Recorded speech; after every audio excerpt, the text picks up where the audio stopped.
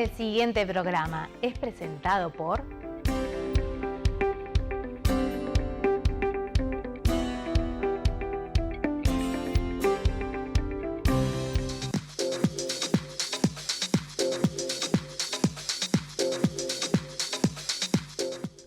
Estimados amigos, vamos a comenzar de esta manera el programa 604. Como les dije en el programa anterior, estamos de alguna manera rebobinando, recopilando, volviendo a nuestra parte de nuestra historia, de lo que ha sido el año 2025, que entre otras cosas ha sido muy bueno, pero también otras muy dolorosas, como la pérdida de un querido amigo, un valiosísimo docente relacionado con la seguridad vial como Arturo Borges.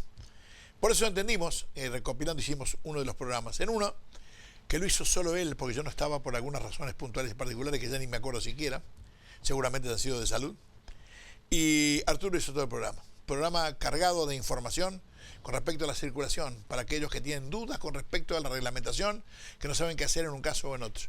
Y nos pareció, además de eso, por la solvencia técnica, por el recuerdo, por la amistad, por los proyectos que teníamos juntos para seguir para adelante, que lamentablemente se fueron, se nos troncó una realidad, a él la vida y a nosotros la ilusión, pero fundamentalmente por la irreparable pérdida de un querido amigo, es que hacemos este programa, el 604, como la despedida del año 2025, con muchísimo recuerdo y bueno, y naturalmente con muchísimo dolor.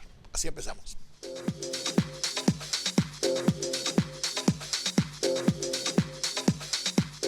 Y hablamos de seguridad vial y a veces cuando tenemos la impresión que cuando se habla de seguridad vial, este tema en la población, por lo general, funciona como un aspecto negativo. Mucha gente vincula la seguridad vial con algo fatal o con la fatalidad que tiene el tránsito. Pero nada más lejos de eso. Nosotros tenemos el elemento seguridad vial como aquellos comportamientos que deberíamos de mantener dentro del ámbito de convivencia, que es el tránsito, pero a esto hay que agregarle otra cosa, que hay que agregarle la educación vial. Por lo general, cuando se habla de aquellos aspectos que están vinculados con la seguridad vial, se trata de comunicar cuáles son aquellos errores que posiblemente un individuo, tanto actor peatón como actor conductor, puede enfrentar y por ahí no puede discriminar realmente qué es lo que debe hacer. Es decir, podríamos hablar que es la práctica, que por lo general se toma en cuenta cuando alguien va a aprender a conducir. Lo primero que estamos pensando es, bueno, yo quiero dar unas vueltas en el vehículo, quiero que alguien me preste un coche, porque lo que me enseñó un amigo, lo que puedo haber aprendido por observación o quizás por un tercero, en el caso de una escuela de conducir, se refiere a la parte práctica. ¿Sucede o no? Es muy difícil lograr convencer a la gente que la conducción necesita previamente de ejercer la parte práctica una fase donde se le enseña al individuo lo que es la normativa. ¿A qué refiere la educación vial? A poder explicarle a aquel actor que entra al sistema del tránsito cuáles son sus deberes y obligaciones desde el punto de vista normativo. Algunos casos son leyes, decretos o normativas que tienen que ver con la, conocimiento de las normas y cuál es el alcance de esas normas. En este caso, por lo general, ¿uno qué apunta? Bueno, por lo general se apunta a tener unas clases previas con un vehículo para presentarnos a un examen donde se van a medir algunas destrezas que podemos tener o habilidades. Pero esto es todo para la conducción, no. La destreza y la habilidad de un conductor es parte de la tarea. Esta, por lo general, es una imagen que está realmente brutal. ¿Por qué? Porque les digo que entre el 60 y el 70% de los que se presentan al examen pierden con esta prueba, con el estacionamiento en 45 grados. Algo que deberíamos tenerlo quizás ya sobreaprendido. Y después tenemos estas pruebas, que es el estacionamiento en paralelo, pero todo esto que estamos viendo acá, estamos hablando de parte de lo que es la práctica. Obviamente, ¿cómo comienza esta historia dentro del vehículo? Y tiene dos fases, o tres quizás. La primera fase es que el instructor le demuestre al individuo, en la primera etapa, lo sube al auto, le enseña los comandos, le enseña todo lo que tiene que referirse a cómo ponerlo en marcha el vehículo. Esa es una primera fase, tener el reconocimiento de los comandos del vehículo. Pero cuando ya estamos dentro, vamos a poner en marcha el vehículo. La segunda fase es la que un instructor tiene que enseñarle al individuo cómo debe hacer la lectura del escenario que tiene enfrente y cómo va a tener que prestar atención mucho más alargada. Es decir, dentro del habitáculo tenemos el tablero, tenemos los comandos, prestamos atención, nos vamos familiarizando con esos comandos. Y la segunda fase es la de instruir al futuro conductor en cómo debe hacer ese alargamiento de la atención y cómo debe observar el escenario lo más lejos que se pueda. Ya dejamos de ser el actor peatón, nos subimos a un vehículo, cambia la postura ergonómica, cambia la posición inclusive de la vista y tenemos que explicarle al individuo dónde tenemos que mirar y cuanto más lejos mejor. ¿Por qué? Porque ahora, dejando de ser peatones, nosotros siempre vamos a tener que anticipar una situación que delante nuestro en unos breves segundos vamos a tener. Por lo tanto, cambia nuestra visión. Cuando somos peatones, por lo general, nosotros vamos caminando y vamos mirando el plano inferior para no pisar una baldosa, un pozo o algo que quizás un obstáculo nos haga perder la estabilidad y nos podamos caer.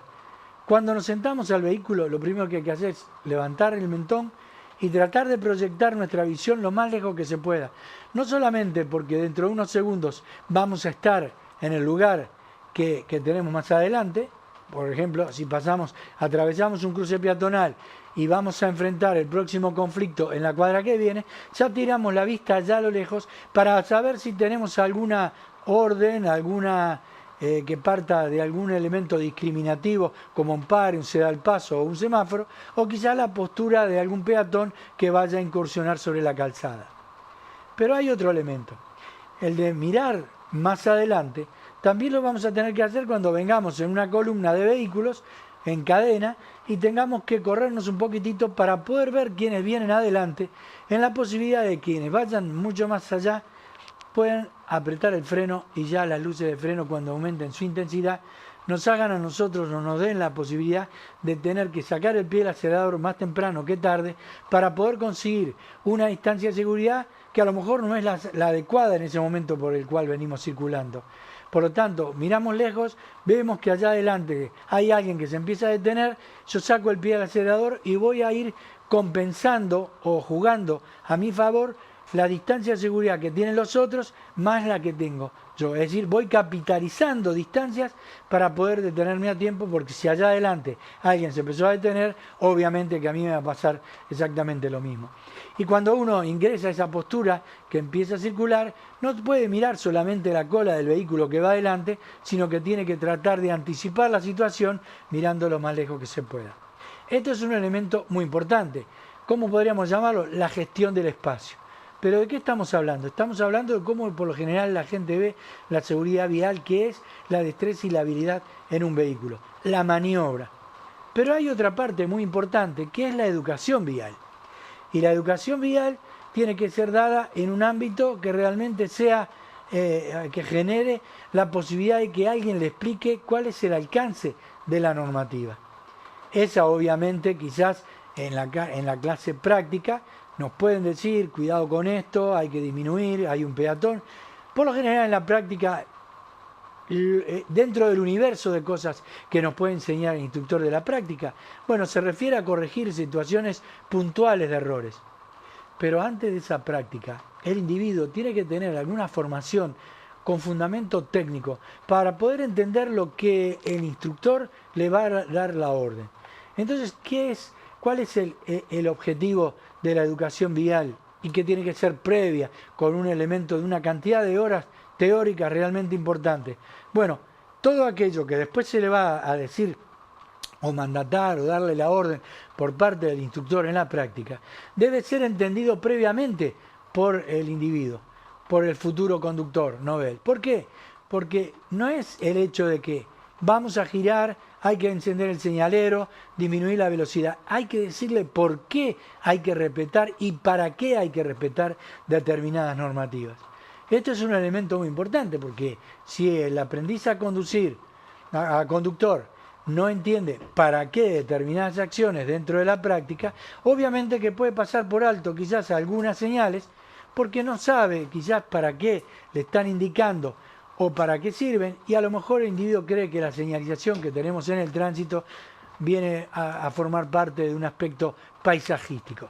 Por lo tanto, una cosa es educación vial y la otra es seguridad vial. Los dos son componentes muy importantes, pero dentro de lo que es la educación vial, lo que hay que partir es que el individuo entienda por razonamiento cuál es el conocimiento que debe de adquirir y que además debe interiorizar, que esto es lo que a nosotros nos importa.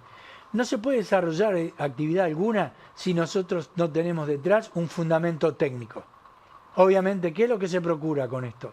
Bueno, poder evitar todos los hechos siniestrales y de última, mediante la aplicación de la seguridad vial, tratar de mitigar las consecuencias que a lo mejor una mala decisión por no percibir correctamente el escenario que tenemos delante, nosotros vamos a estar involucrados en una situación que es realmente compleja. El sistema del tránsito es un sistema complejo. Y esa complejidad se da porque dentro de todo esto que estamos hablando, la peor manifestación es el siniestro de tránsito. Y hoy prácticamente lo tenemos todos los días, en todos los medios, y la gente no se pregunta. Bueno, nos preguntamos por qué, cuál sería la manera de poder minimizar o achicar esta situación que estamos viviendo en Uruguay de una creciente estadística. ¿Cuál sería el motivo? ¿Cuál sería la regla fundamental? Cuando la Organización Mundial de la Salud tiene estimado que para este decenio, hasta el 2030, las políticas públicas tienen que tener la formación del conductor como un elemento fundamental. ¿Lo estamos cumpliendo? ¿Realmente estamos formando al conductor? Bueno, creo que nos está faltando algo. ¿Qué es esto? Darle importancia a la educación vial y a la seguridad vial, como una materia transversal, inclusive desde la escuela, para que el niño vaya creciendo y ya vaya entendiendo que la conducción implica tener algunos fundamentos que deben ser a partir de la pedagogía, ¿verdad? Porque esto es psicopedagógico, ¿verdad? Y además la psicología tiene muchísimo que ver para enseñar al individuo a controlar sus emociones.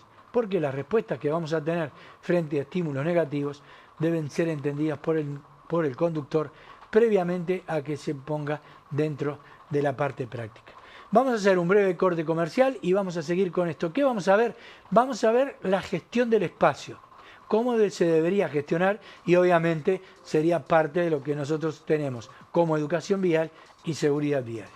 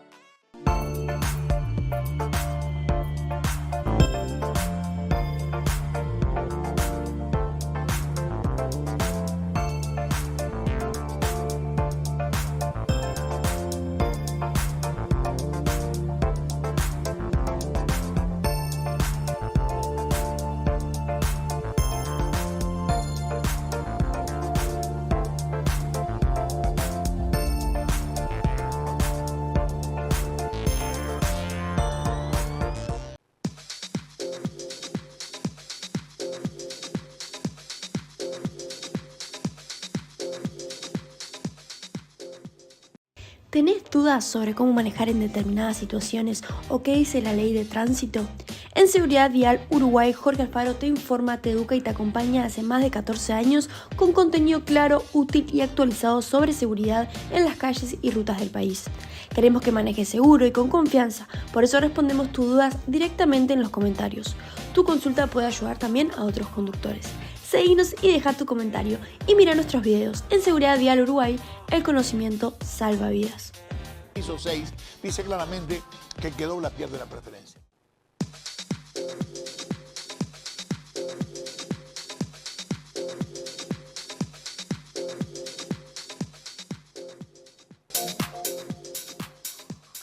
Y hablábamos, la gestión del espacio dentro de la estructura vial realmente es un elemento muy importante. ¿Por qué? Porque cada vez tenemos menos espacio, por lo tanto el conductor hoy tiene mucho menos margen de error. Y esto es clave. No es como antes, ¿verdad? Hoy somos muchos jugadores en una cancha que siempre reiteramos nos está quedando chica, donde algunos jugadores no se ubican correctamente dentro de la vía y producen algunos elementos que son estímulos negativos, que si el conductor hoy no viene atento a lo que tiene que hacer, bueno, evidentemente que la toma de decisiones que surgen de la mente, de la memoria, y quizás son tomadas por parte del conductor de una manera que realmente no puede obtener. ¿Por qué? Porque frente a un estímulo negativo, si usted no tiene el espacio y el tiempo suficiente para poder mitigar las consecuencias, obviamente que esto es clave. Dentro del tránsito, la gestión del espacio es clave. ¿De qué vamos a hablar ahora? Vamos a ver si la ubicación de los espejos tiene algo que ver con esta gestión de lo que estamos hablando. Son un elemento fundamental.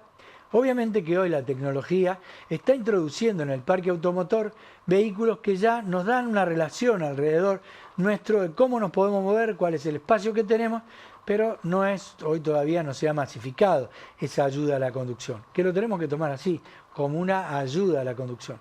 Por lo tanto, vamos a empezar a ver. Nosotros podemos tener en nuestras vías públicas una división de carriles que podemos llegar a tener hasta 3 carriles. Obviamente que lo más común es tener un carril y quizás 2 carriles. Pero vamos a dar el ejemplo de los 3 carriles en aquellos lugares para dar a entender técnicamente esa denominación a la que refiere la normativa. Lo que estamos viendo ahí son 3 carriles. Lo primero que tenemos que decir es que cuando entramos al sistema del tránsito y teniendo esta posibilidad de movernos, nosotros tenemos carriles direccionales. No tenemos carriles de velocidad, son carriles direccionales. Y nos permite movernos en cualquiera de los 3 a la máxima velocidad permitida, por cualquiera de los 3. La denominación técnica es aquel carril que va pegado al cantero o al eje central de una vía, que ese eje, esa línea amarilla que divide 2 sentidos de circulación, se llama carril interior de la calzada. El carril central o intermedio, donde está el coche azul que tienen allí, y después tenemos un auto verde que viene pegado a la banquina, por ejemplo, en el caso de las rutas, o a la vereda. Ese carril se llama carril exterior de la calzada. Y esto es bueno decirlo porque el primer carril que hay que ocupar siempre es el carril exterior de la calzada, no siendo carril bus, obviamente. Acá estamos hablando donde estamos quizás en una parte fuera de la zona urbana o fuera de aquellos lugares que tenemos carril bus. Entonces, primer carril que hay que ocupar, el primer carril que tengamos sobre nuestra derecha. El segundo carril es el intermedio. Cuando el carril exterior no da más servicio, podemos ocupar el carril intermedio. Y cuando esos 2 están ocupados, podemos utilizar, y esto es de última, el carril interior de la calzada. Mucha gente cree que el carril interior es el carril de velocidad. La verdad que nosotros no tenemos carril de velocidad. Obviamente que aquellos vehículos que vienen a mayor velocidad que la media, es decir, que los otros 2 carriles, el intermedio o el exterior, nosotros tenemos la posibilidad de ocupar el carril interior. Por ahí vamos a una velocidad mayor que la media. Pero ¿qué sucede si alguien viene ocupando el carril interior y tiene sobre la derecha lugares vacíos? Bueno, es una infracción de tránsito. Obviamente que es una infracción de tránsito. Y la otra que muchas veces nos vamos a encontrar, y vamos a detener acá, señor director, esta imagen, porque hay mucha gente que no entiende para qué son las pintadas o las pinturas que tenemos ahí discontinuas, esas marcas. Esas son marcas viales. Y además es una señalización. Esa subdivisión de carriles es lo que nosotros tenemos que ocupar. Pero mucha gente viene a caballo de estas líneas y entonces está ocupando medio carril de cada lado. Esto es un error, que lo vemos con harta frecuencia. Un error técnico. ¿Por qué? Porque deviene del poco fundamento que al individuo se le da y cree que viniendo en ese lugar está haciendo algo correcto. Esto es una imagen incorrecta, ¿verdad? Nosotros tenemos los carriles subdivididos y entre las líneas blancas es como nosotros podemos movernos y gestionamos los espacios laterales. Ahora, ¿qué sucede cuando vamos a ir en la posición del otro vehículo, en la posición del auto gris? Si tenemos un individuo que es un obstáculo, como en este caso el rojo, ¿Cómo hacemos para movernos? Fíjense que que todavía le hace algunas señales con las luces para sacárselo, quizás el rojo lo interprete bien o mal, no sabemos todavía qué carril quiere ocupar o cuál es la intención en la proyección que va. Obviamente que en el caso del gris, con esta situación que es anómala, no podemos ocupar el carril bus para poder adelantarlo, sobrepasarlo. Bueno, tendríamos que ser conductores colaborativos, ponernos en el carril que nosotros podemos ocupar, y si tenemos una situación de este tipo, la verdad, bajar las revoluciones, controlar las emociones. No todo el mundo entiende que esto hay que ocupar el carril dentro de esas franjas paralelas que determinan la posibilidad de moverse lateralmente. Ahora, ¿qué sucede si nosotros queremos salir de la posición en que viene el gris claro? Esto ya obviamente que no es, esto se atribuye a un error técnico, ¿verdad? Un individuo que no entiende para qué están las marcas viales. Ahora, ¿qué pasa cuando yo soy el que vengo detrás del auto rojo y yo quiero apartarme de esta situación? En este caso le vamos a cambiar el color rojo, lo vamos a transformar en el azul. Tenemos un carril sobre la derecha, el carril exterior es el carril bus, y tenemos esta situación. Y el vehículo amarillo quiere salir, el gris quiere salir de esa situación. ¿Es que prendiendo el señalero le va a indicar al otro que tiene preferencia de moverse? No. La funcionalidad del tránsito es circular en línea recta. Cuando yo prendo el señalero, en términos técnicos, entre comillas, yo pierdo el derecho a circular. Es decir, que cuando quiero cambiar la directriz de la que yo vengo, como es una maniobra que se considera voluntaria, la vamos a poder ejecutar cuando el otro que viene al costado nuestro, que sería en el punto ciego en este caso, ya dejó el tiempo y el espacio suficiente para que nosotros nos pudiésemos mover. Pero el señalero no indica al otro la obligación de que frene y que yo pueda ingresar. En este caso, yo tengo que mirar primero por un espejo, que es el espejo interior, que lo vamos a colocar inclinado levemente apuntando al parante izquierdo de nuestro auto, para poder ver quién viene detrás y después quiera o tenga la voluntad de apartarse de esa situación, porque el auto azul a lo mejor viene muy lento y yo quiero apurar. Pero si yo ya tengo ocupado el carril que quiero ocupar, ese auto, el gris oscuro, no sé cómo lo verán ustedes en esa imagen, pero viene ocupando el carril interior de la calzada, yo previamente miro por los 3 espejos, elimino el punto ciego y hasta que yo no vea libre ese carril, yo no puedo iniciar la maniobra. Yo tengo que permitir a los que vienen en línea recta a que puedan continuar la marcha, y cuando yo tenga el espacio y no entorpezca la circulación de aquellos que vienen con preferencia, ahí es donde yo me puedo mover y me puedo separar. Reiteramos, si usted viene detrás del azul, se quiere mover, prende el señalero, y pasa esto con harta frecuencia. Nosotros estamos acostumbrados a hacer slalom entre vehículos, pero cuando usted se cambie de sentido de circulación o quiera cambiarse de senda, se considera una maniobra voluntaria. Si por cualquier caso usted hace esa maniobra de apartamiento de la senda y alguien le pega, recuerde que paga las 2 reparaciones. Es decir, que es responsable sobre la reparación del auto que rompe y además la suya propia. Por lo tanto, siempre con tranquilidad busquemos el tiempo necesario y no hagamos frenar ni tengamos en cuenta que el señalero obliga al otro a frenar. ¿Qué es el señalero? El señalero es el móvil con el que usted le avisa al otro la maniobra que pretende hacer. Esto es clave, una maniobra que yo pretendo hacer. Y como es una maniobra voluntaria, la preferencia, igual que la funcionalidad en el tránsito, es continuar o circular en línea recta. Hasta acá lo que sería, digamos, la maniobra en sí. ¿Cómo debemos de colocar los espejos? Es algo que quizás ahora con imágenes, señor director, no sé si lo hacemos ahora o después del corte comercial. Bueno, acá tenemos una imagen. ¿Qué es esto? Acá detenemos un segundito la imagen, si es tan amable, señor director. Esto lo mostramos porque es una maniobra frecuente de pechazo contra la moto. El del motociclista que viene ahí adelante puede ocupar, es dueño de todo el carril, aunque venga sobre la línea que está marcando la posibilidad de dónde comienza la banquina, o a lo mejor está marcando una zona donde los autos pueden estacionar. Esto puede pasar en zonas urbanas como también en carretera. Y tenemos 2 carriles que van en el mismo sentido.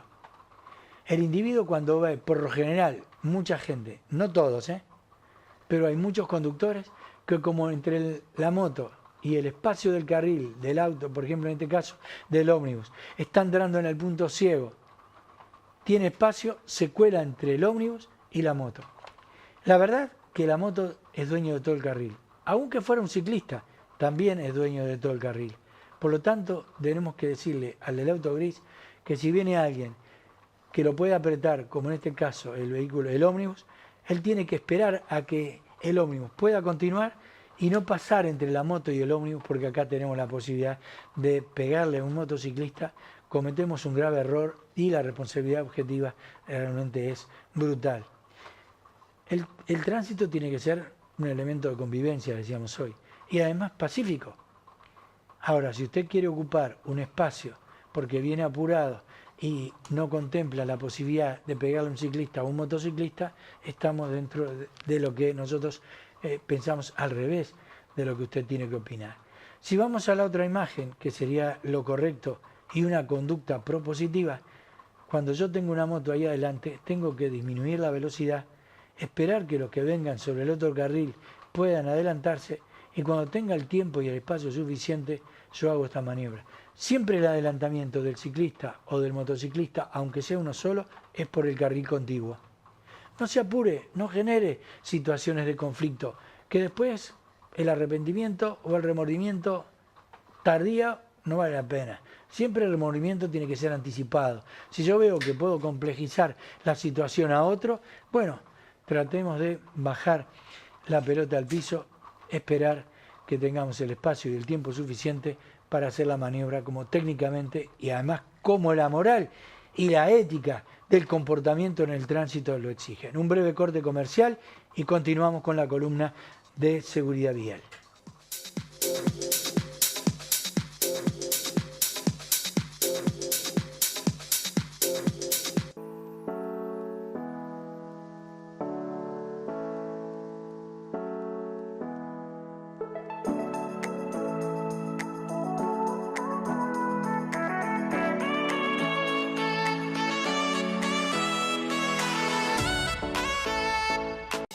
Experimenta conducir tu moto con auténtica seguridad. Utiliza tecnología de innovación. Utiliza un aerobag. Minimiza la morbimortalidad hasta un 90% gracias al colchón de aire producido antes de hacer contacto con el pavimento u otro vehículo. Tu vida nos inspira. Tu familia te espera. Aerobag. Importa y representa para el Mercosur Cedimo. www.cedimo.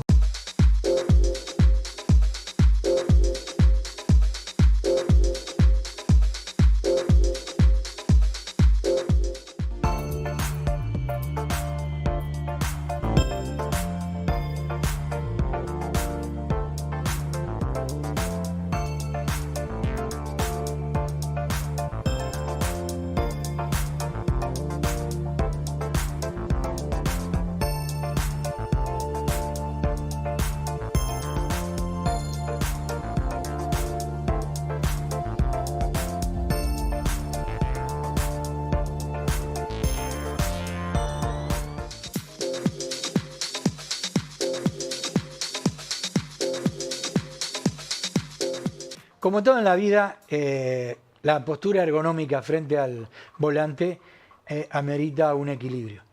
Y ese equilibrio de conducción también debe ser, aparte de utilizado como mandata el sentido común, hay accesorios que nosotros para gestionar el espacio, mencionábamos anteriormente, es de utilización impostergable cuando uno quiere, por ejemplo, cambiarse de senda o cambiar el sentido de circulación. ¿A qué nos referimos? El uso de los espejos.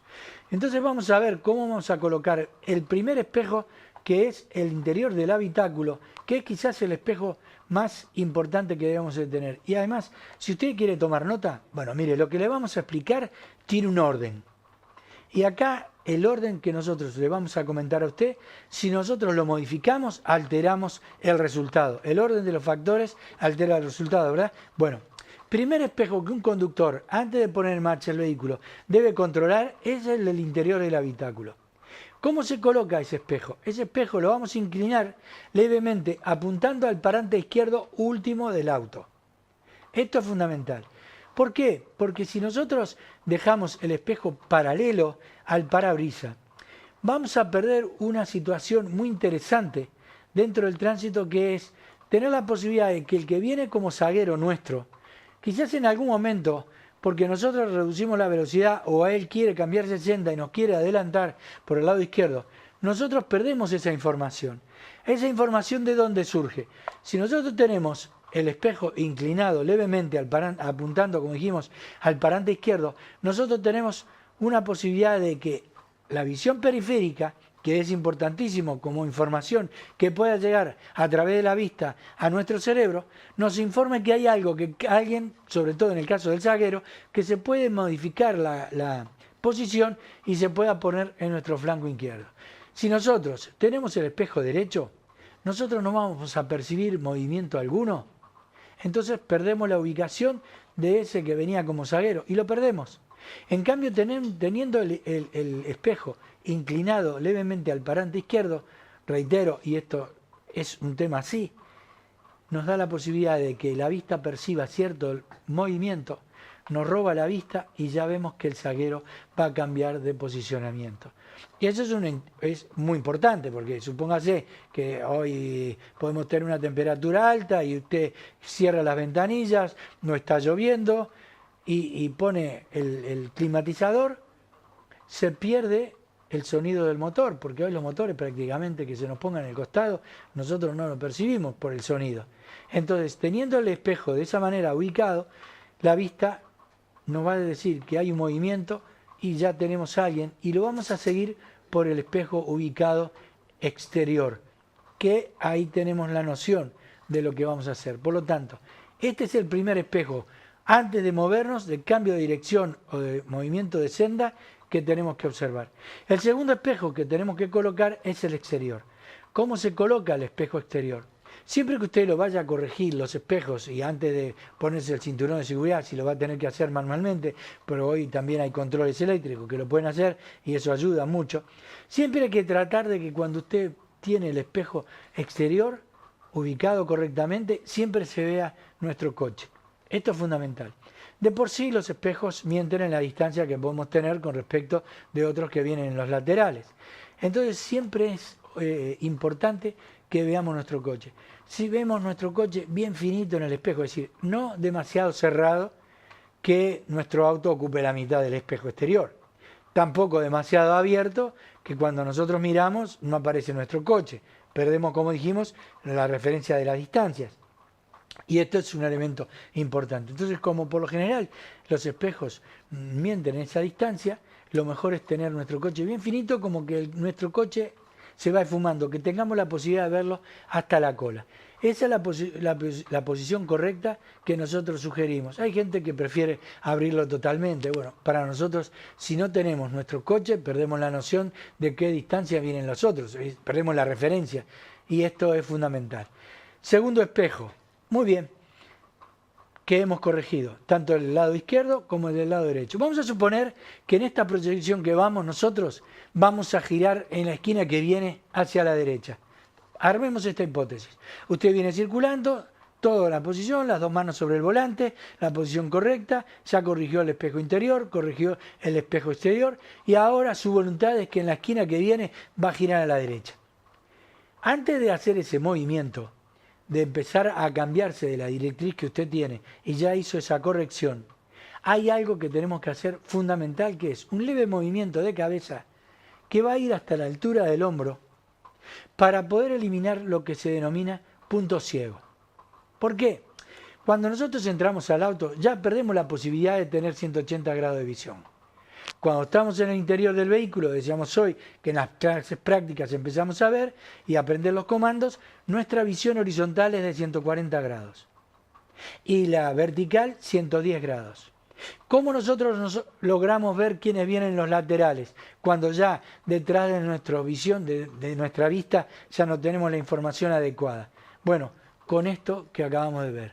Espejo interior, espejo exterior. Tercero, eliminamos el punto ciego porque nos vamos a ir hacia el lado derecho.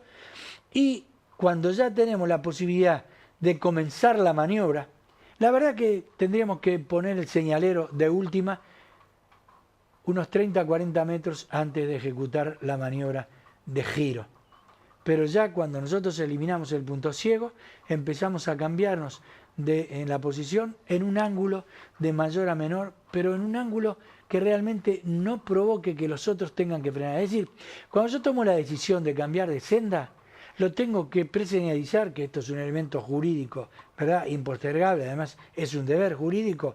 Yo tengo que hacer el apartamiento de la directriz lo más suave posible. Un radio, un ángulo de mayor a menor suave. No esperar al último momento para inclinar el vehículo y atravesarme quizás a alguien que no tuve tiempo de eliminar el punto ciego y como me acordé que esta era la esquina que yo quería girar, de todos modos ejecuto la maniobra. Recuerde que uno de los principios fundamentales de la conducción es no sorprender al otro. Y si yo no me dio el tiempo suficiente para armar todo este proceso, espejo interior, espejo exterior, eliminar el punto ciego y último va el señalero, voy hasta la otra esquina que sí lo puede hacer. Nunca tenemos que apretar a otro o ejecutar la maniobra a pesar de, o mejor dicho, tratando de que los demás se complejicen por una decisión que yo tomé mal y a destiempo. Siempre hay que tratar de hacer el cambio de dirección, de senda, siempre con el tiempo suficiente que los demás comprendan qué es lo que yo quiero hacer. Esa eliminación del punto ciego es fundamental, sobre todo porque a lo mejor cuando nosotros miramos el espejo interior, vimos una moto que viene atrás nuestro 40 o 50 metros. ¿Qué es una moto en el espejo interior? Es un adorno, es algo chiquitito. Entonces ahí yo tengo que prepararme porque a lo mejor como andan a mayor velocidad que nosotros, cuando nosotros empezamos a ejecutar la maniobra y la vamos a ejecutar en la práctica el cambio de dirección, la moto se puso entre el cordón de la vereda y usted. Y esto hay que preverlo. Por lo tanto, quizás cuando vemos una moto hacia atrás y tenemos que hacer 2 veces la eliminación del punto ciego porque a lo mejor se colocó en ese lugar. Y quien cambia de sentido de circulación, maniobra voluntaria también, obviamente que pierde el derecho. Por lo tanto, si cambiar de sentido de circulación establecido por la ley 1891 hace que perdamos la preferencia, si alguien se nos puso entre el cordón de la vereda y nosotros porque no lo avisamos a tiempo, recuerde que tiene la posibilidad de continuar en línea recta. ¿Está entendido? Detenemos el vehículo casi allí en la esquina, la primera preferencia va a ser la peatonal, todos los que estén entre el cordón y nosotros se van a ir y después ejecutamos la maniobra lo más seguro posible. Esto es fundamental. No podemos cambiar el orden. Sigue hacia la izquierda, espejo interior, espejo exterior, eliminamos el punto ciego y el señalero siempre va último porque es lo que estamos avisando cuál es la maniobra que pretendemos hacer. ¿Está entendido? Por aquí dejamos este espacio, esta columna referente a cómo vamos a gestionar el espacio a través de los espejos. Algo que en nuestra ciudad deberíamos de barrer entre 6 y 7 segundos continuamente. Hay que estar mirando para todos lados los espejos porque hoy la dinámica del tránsito realmente es muy veloz y nosotros no podemos ser casi conductores, más o menos conductores. Siempre tenemos que ser 100% y además demostrarlo a los demás que sabemos gestionar el espacio.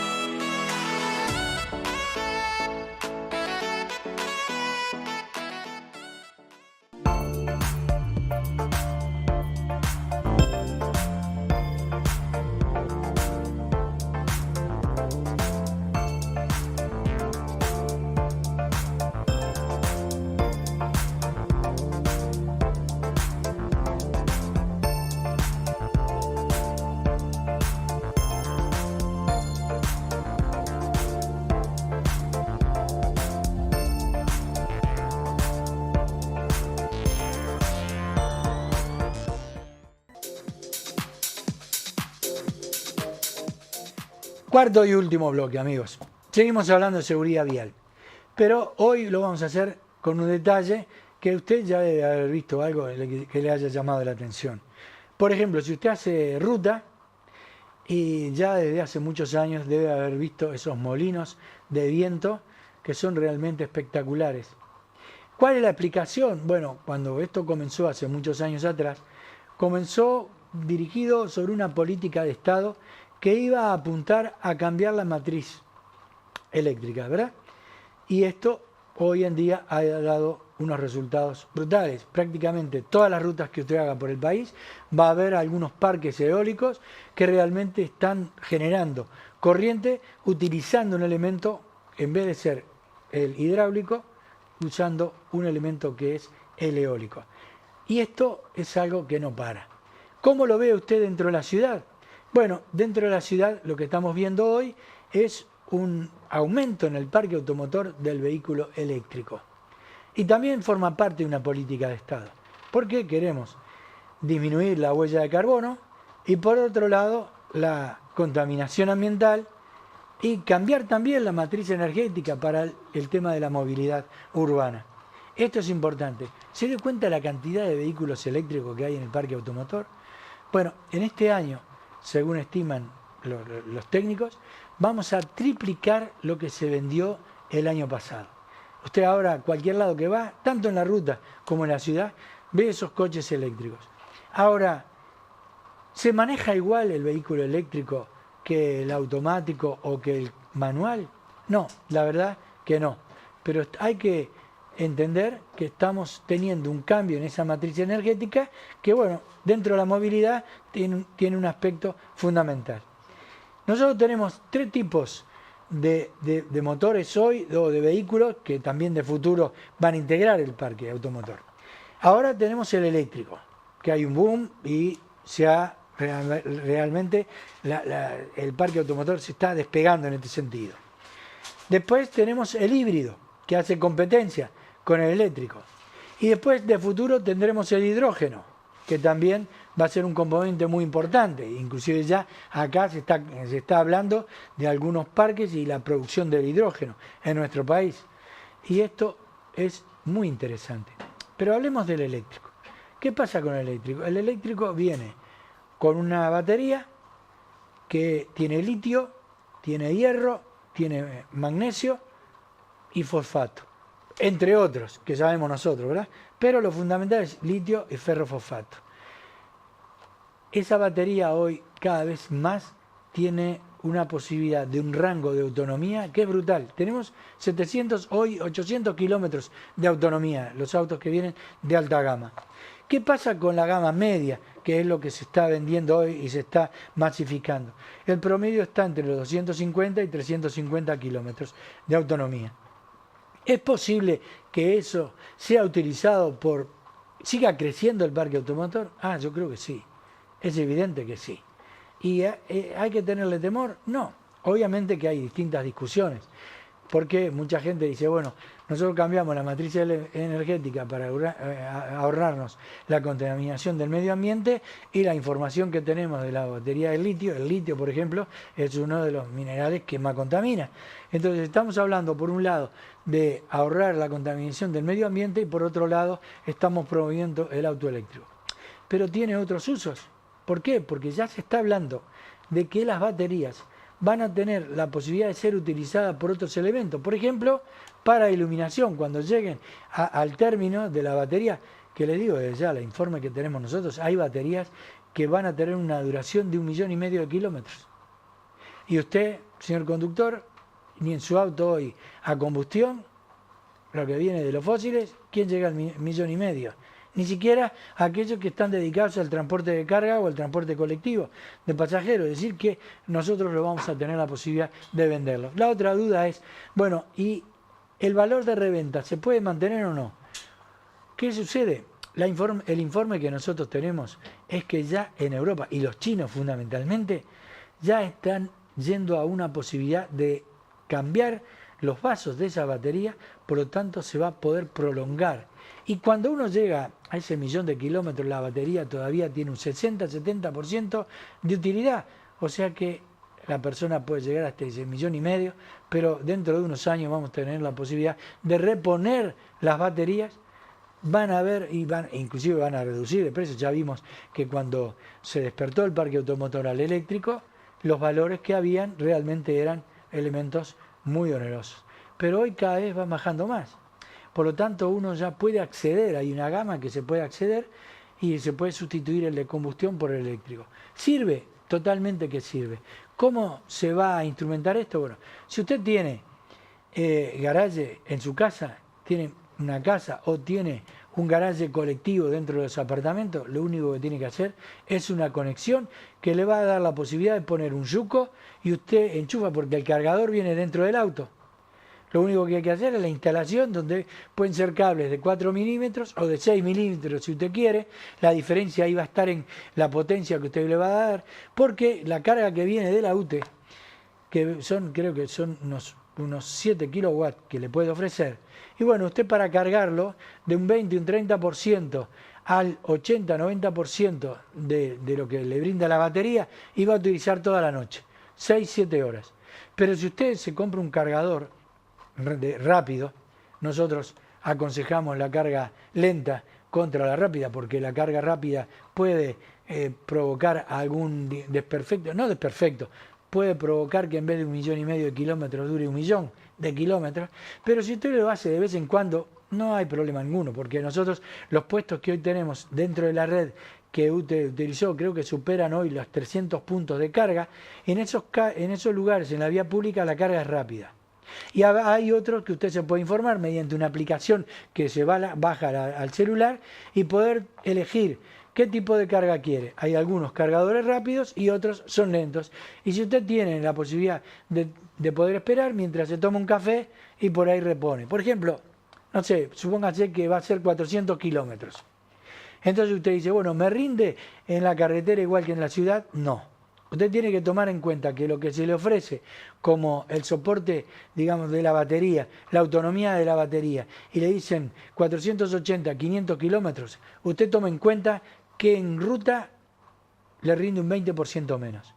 Obviamente que ahí depende del viento en contra, depende del tipo de carretera, es obvio. Pero usted los primeros 200 kilómetros los tiene sin problema alguno. Ahora, cuando llegó a los 200 kilómetros, y ya fue en la aplicación viendo dónde hay puestos de carga, usted utiliza cuál es el que en la aplicación le baja y hasta le dice de 2 o 3 cargadores cuáles está libre.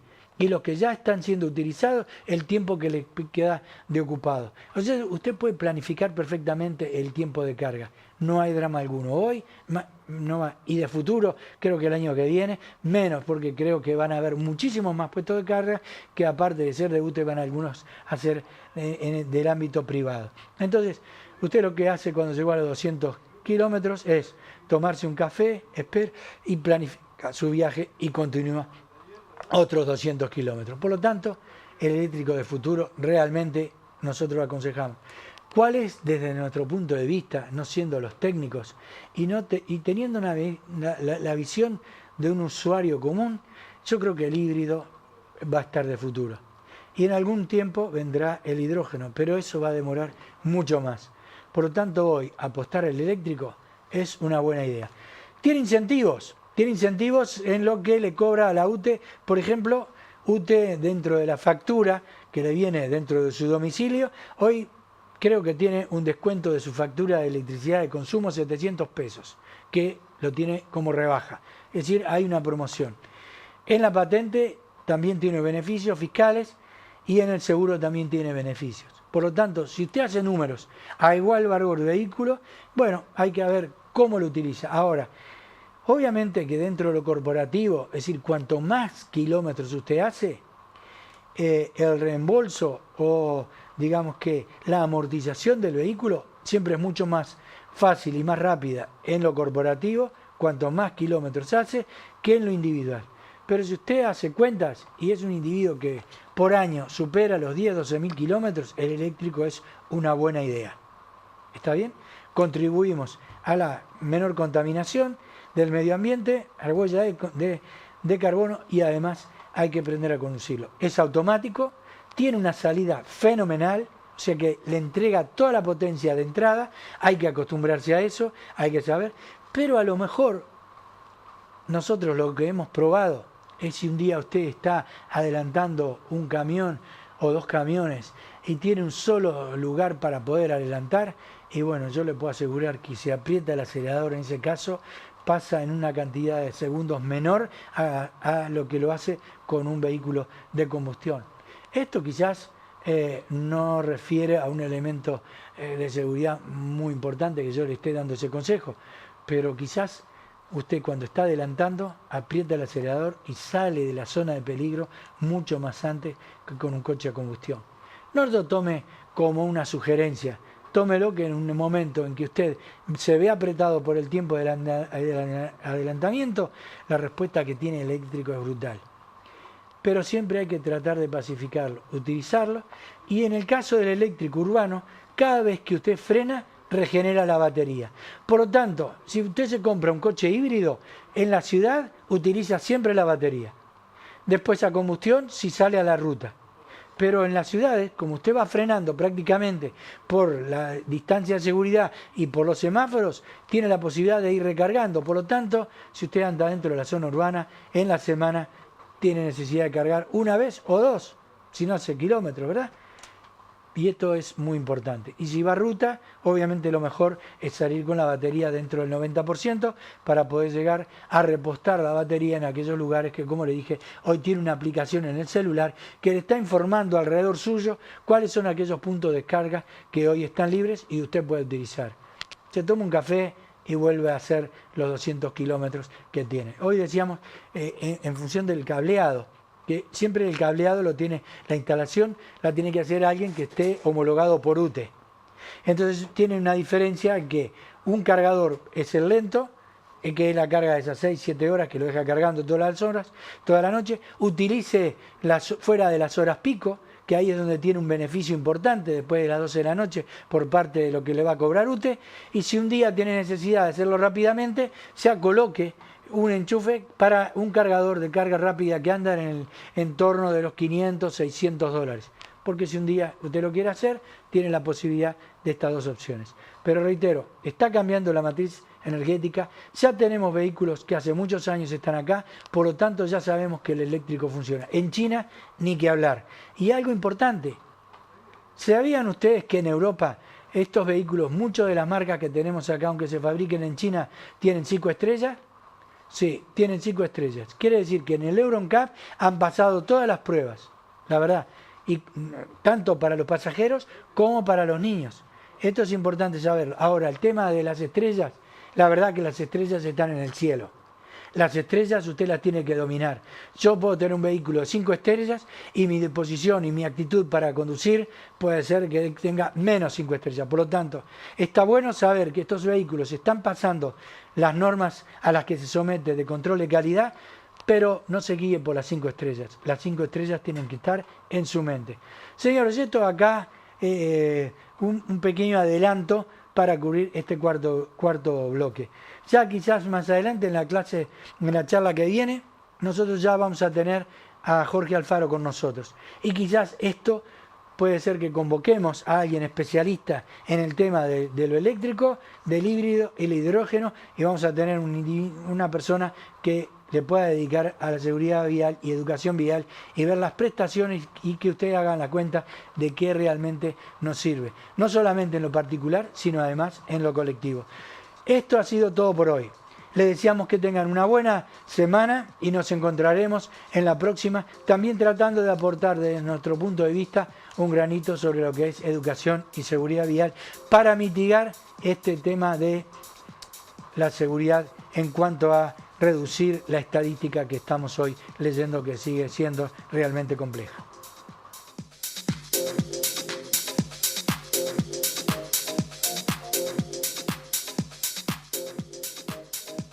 Así terminamos el programa 604. La semana que viene nos vamos a volver a encontrar, naturalmente, un momento lindísimo por el recuerdo, un momento lindo por el contenido técnico, un momento triste por la despedida.